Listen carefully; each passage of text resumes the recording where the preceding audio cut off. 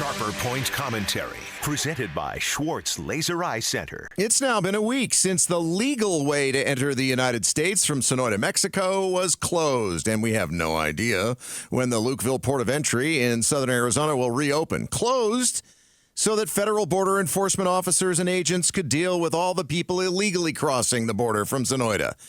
Not much has changed, although Governor Katie Hobbs did travel there. I'm here at the Lukeville Port of Entry to assess the situation on the ground firsthand and get Customs and Border Patrol the resources they need to reopen our port of entry. And shot a social media video. Arizona has borne the brunt of federal inaction on our southern border, and I'm tired of it.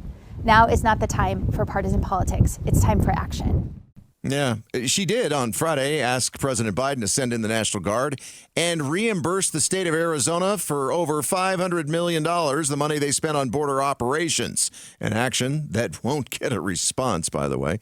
She also announced the creation of a new border security office within the State Department of Homeland Security and said it will spend up to $5 million to send National Guard troops to the border to support local and state law enforcement. If the port is not reopened. We have not gotten a timetable on that. Republican Congressman David Schweikert told us this morning. It's wonderful the governor went down and visited it.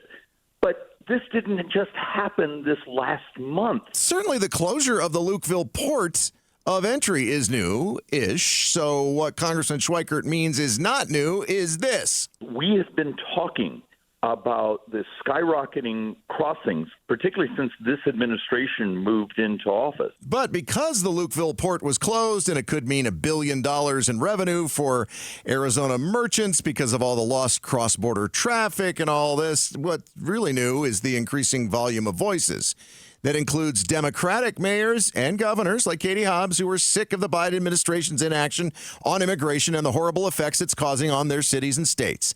Out here in the hinterlands of America, we're crying for help. And maybe, just maybe, we'll get a little help because as we head into an election year, the voices of Democratic voters are becoming part of the chorus of cries for help. After initial resistance, more Democratic senators are signing on to the Ukraine aid package that will include border security funds for the border of, our country. Because that's their wink, wink, nod, nod. Get it off the plate for the election, and they think they can hide in the shadow of the Ukraine aid and vice versa. If we get help, I don't care how we get help. And if the power brokers in D.C. can walk away thinking they pulled a fast one on the American people, I don't care. Just as long as they can get the help to the border fast.